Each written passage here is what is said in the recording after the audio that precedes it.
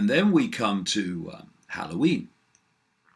This is the ancient Celtic and Druid festival. Druids, of course, the priestly class of the Celts. And they had a festival on November the 1st called Samhain. And the night before was basically the Night of the Dead. And they engaged once again in human sacrifice on one heck of a scale. And then, of course, Christianity came along. And as with Christmas, it hijacked Samhain and called November the 1st All Saints' Day. And the night before became known as All Hallows. I've seen it some places as All Hallows Eve, which morphed into what we today call Halloween. And Halloween, in the days of the Celts, was a great time of human sacrifice. And of course, humanity reached a point where this was no longer acceptable, that you could not openly do these human sacrifices as part of your culture. But it didn't stop. When it became unacceptable to do it in the open, it went underground and has continued ever since in the networks of Satanism and the elite bloodline families who are actually the force in the end behind Satanism. Satanism, where they worship their unseen, malevolent, demonic, quote, gods. And they sacrifice to these gods. And, you know, we have this theme where the ancients used to sacrifice young virgins to the gods. Young virgins is just code, symbolism for children.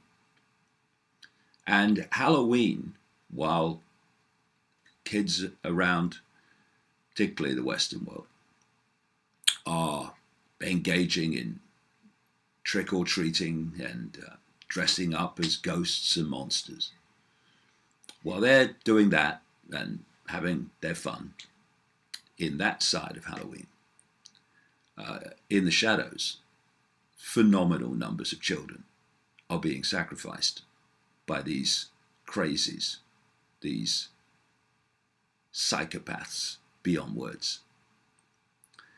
And people might say, well, hold on, where do all the children come from? Well, if you perceive the number of children that go missing in the world every year by the number of missing children stories you see on the news, then you are massively, beyond words, missing the plot. Extraordinary numbers of children go missing worldwide every year, never to be seen again, at least officially. Now, not all of those children end up with the Satanists, but a significant number do.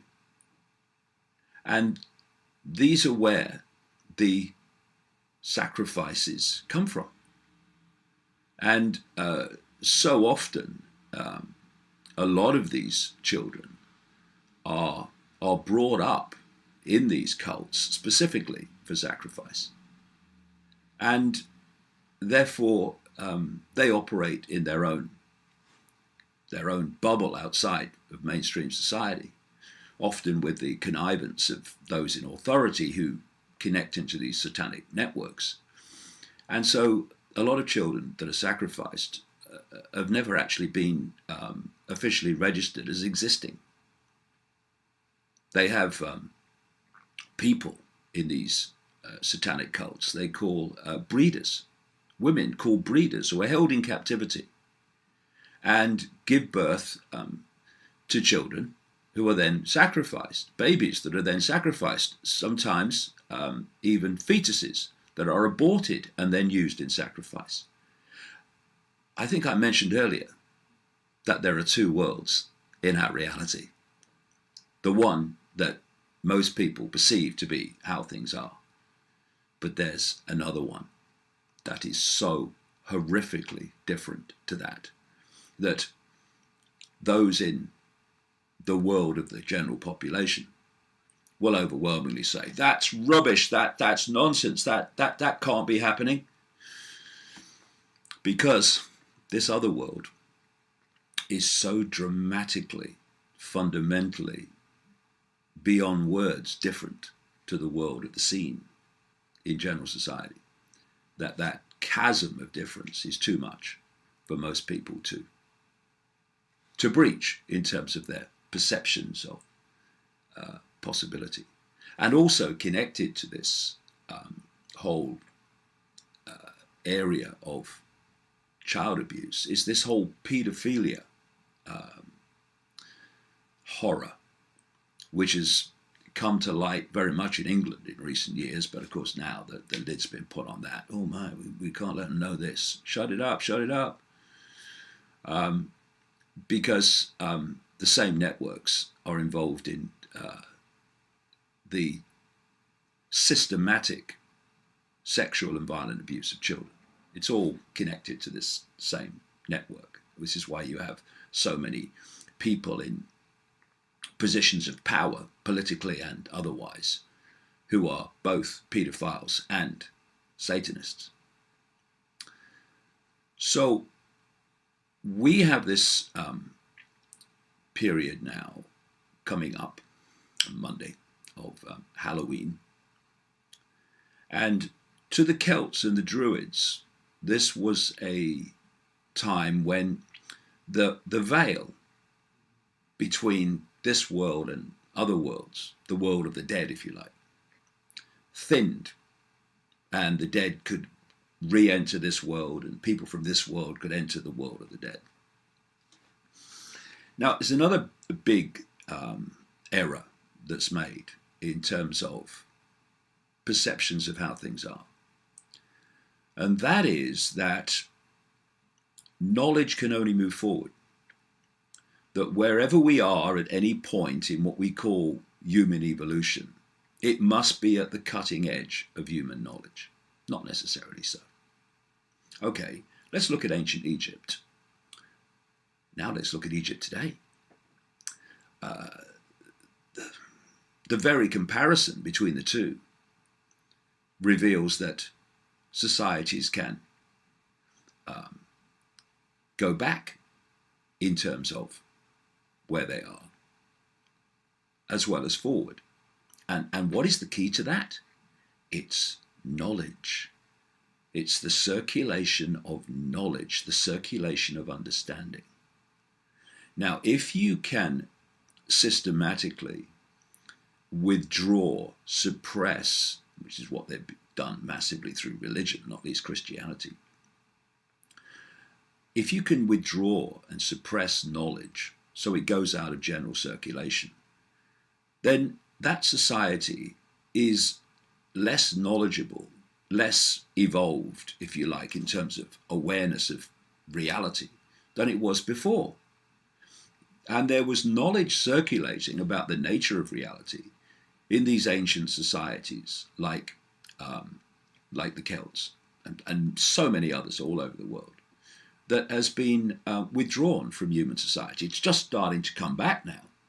And funnily enough, it's coming back into the form of things like quantum physics in our way of expressing it.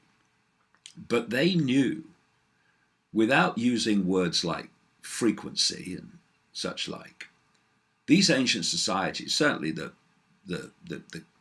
key people within them that held this knowledge, they knew that this reality was only one of endless realities that shared the same space as this one.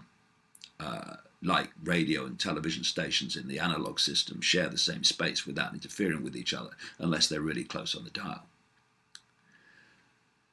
And therefore they knew that interpenetrating this world were other realms, what we would now call bands of frequency, that had very different realities, and they perceived them as the world of the dead, which is kind of true in the sense that when our consciousness leaves the body, it goes to other frequencies of reality. The body holds our attention in this frequency band we call visible light in the electromagnetic spectrum. But when our consciousness leaves the body, then it doesn't have that focus and it expands into other realities. So although there is no death, apart from the body ceases to function, you can understand why these ancient societies, like the Celts, perceived these other realms as the realms of the dead. And when planets and other heavenly bodies are moving around, they are impacting upon the energetic field, the energetic sea that we're constantly interacting with, the electromagnetic field. And therefore they affect it. And it's therefore understandable, again, from a modern perspective, how certain times, i.e. states of the energetic field, would see it thin out in terms of its frequency difference between this reality and other realities than it would be normally in other parts of the year. And these Satanists and elite satanic bloodlines understand this too. They just don't want us to understand it. And therefore, they can interact with their, quote, gods in other realms of the unseen more powerfully, more easily, at certain points than they can at others. And this is where these major satanic festivals come from. And Christianity has picked up almost all of it.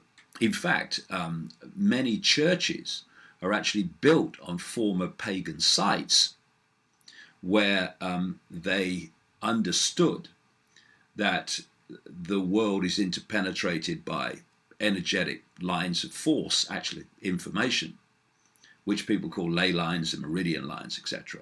And where many of these lines cross, fantastic energetic vortexes are created, which also thin out the frequency difference between this world and other worlds. And if you put something on that spot and you do your rituals on that spot, then you can interact with these other worlds more easily. And the early Christians were